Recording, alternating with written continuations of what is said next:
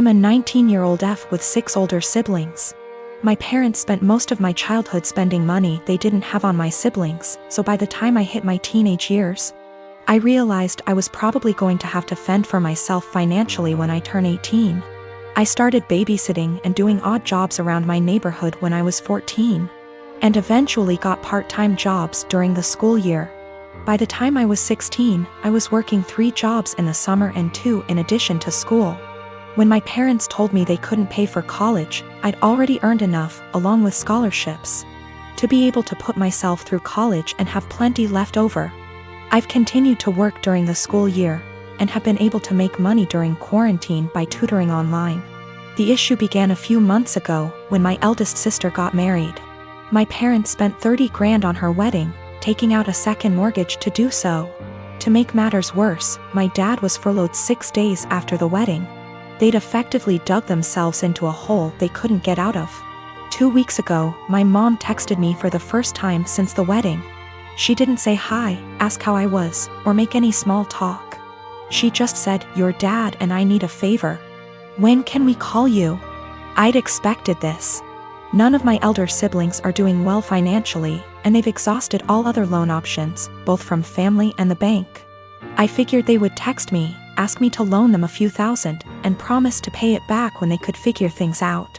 I was absolutely willing to pitch in a few thousand, and had even considered giving them some of my tutoring jobs so they could make some extra cash. I was not, however, expecting them to demand I give them all the money, close to $40,000. I'd made from the ages of 14 to 18. The exact statement my mom had made was, "You made that money under our roof. We were the ones who allowed you to work, so you only have it because of us anyway. We bought you food and clothes for 18 years. That money is only a fraction of what you owe us," and so on. I said that food, clothes, and shelter were the very minimum. It's what they signed up for when they chose to become parents.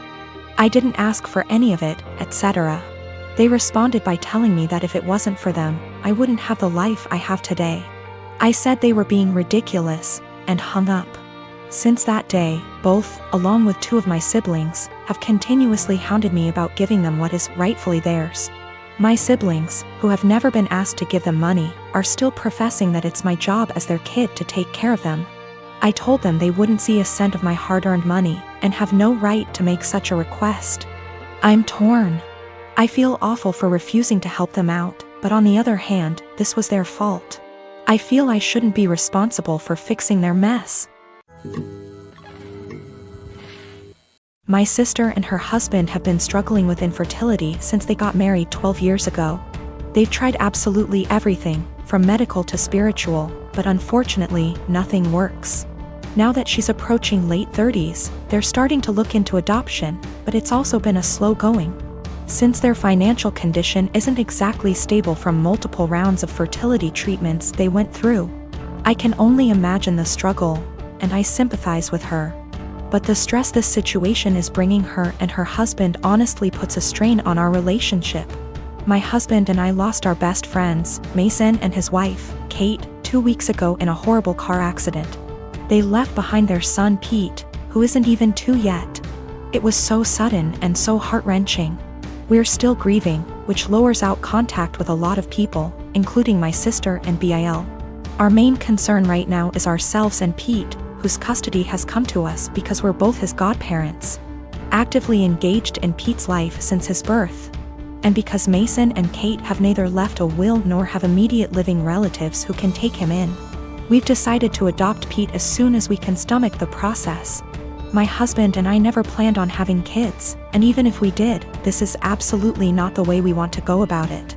The situation is far from ideal, but we're starting the adoption process yesterday, for Pete's safety if nothing else. We broke the news to our extended families and friends, letting them know that my husband and I won't be very available for a little longer because of this.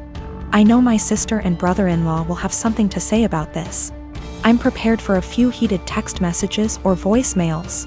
However, I didn't expect them to turn up on our doorstep, crying about how unfair it is that we were given everything they wanted, and how we didn't deserve to be parents because we didn't go through what they had to.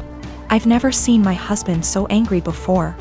He's usually very mild and gentle, But recent events have stretched our patience to the limits. We kicked them off of our porch, and I told my sister before she left that since our pain inconveniences her so much, I won't have her around me and my family at all anymore. I know she made a fuss about it, and now everyone has something to say to us. We turned off our phones, so we don't know which ones are cursing us and which one aren't. I know some did //are. My husband and I are both in pain and grieving, and we can't trust ourselves to be objective. For the sake of disclosure, my husband and I are both men. No, this is not a case of homophobia. My sister, for all her fault, was the first person to accept me for who I love. I have been with my fiancé for 2 years. We are both 37 years old. We're getting married soon. I've only met her family a couple of times.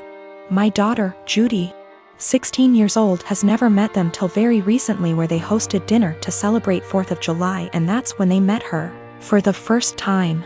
Judy has a visible burn scar on her forehead.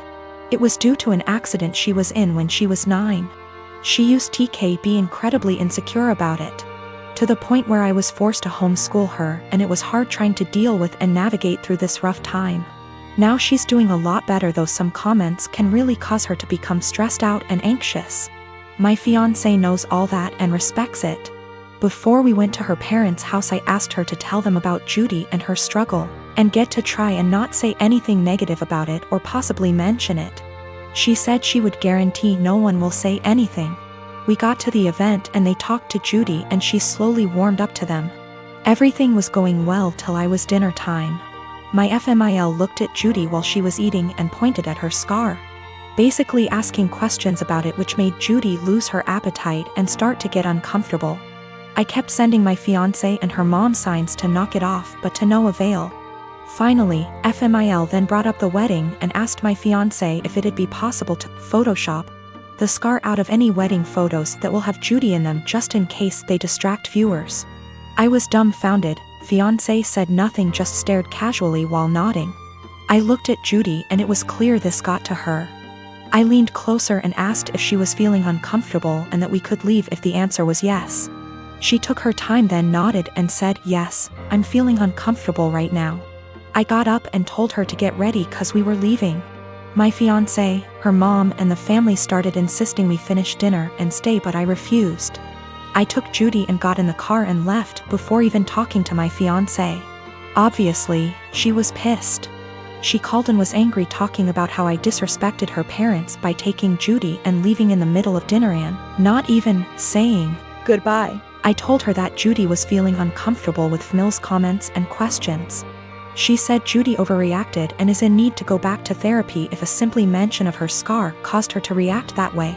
I got tired of arguing and asked her to give us some time, but she went on me and said that I have no respect for her and her family, and that what I did was irrational, and now she won't speak to me till I clear things up with her family, after ruining their celebratory dinner. I am 33, female. Don't think I'm in the wrong here, but the way my neighbors reacted to me has me second-guessing myself. A few days ago I woke up at 8:30 a.m. and was about to let my large dogs out into my fenced backyard.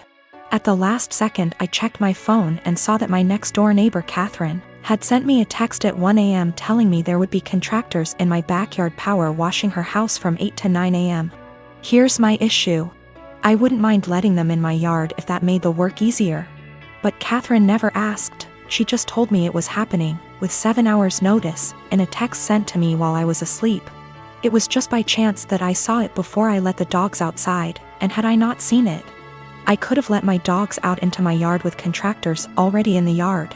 One of my dogs is a very fearful dog, and while he has never bitten anyone, that is only because I work extremely hard to protect him from unwanted encounters with strangers, advocate for him and his personal space and special needs, and never let anyone get close to him without measures taken to make sure everyone is safe. He is a very loving and special dog, so this is just not a risk I'm willing to take because I want to be a responsible dog owner. My neighbors know this, and they know he's scared of pretty much any person that I don't carefully introduce him to. I also have very clear signage on all the gates. But they told the contractors they could go into my yard. Didn't ask permission, didn't wait for my answer. I felt this was an egregious overstep, and just kinda rude and entitled of them to not ask me permission and just tell me it was happening like I had no say in the matter. I got mad and texted her back and told her that this could have a very serious safety issue and it is not okay under any circumstances for them to ever give anyone permission to enter my yard where my dogs could bite them. Unacceptable and never again. Catherine's husband Jack then blew his top and told me that they didn't have any notice either. They heard from the contractor in the middle of the night and there was no time to notify me. I feel like that's not my problem, and that they should have waited to receive confirmed permission from me before telling the contractors it was okay. I really don't think I'm asking a lot here. I feel like this is an extremely reasonable request, dog issues or not. Then Jack told me that my behavior was unacceptable and that any harassment of the contractors would be dealt with, and that I was to immediately cease harassing Catherine. I never even spoke to the contractors.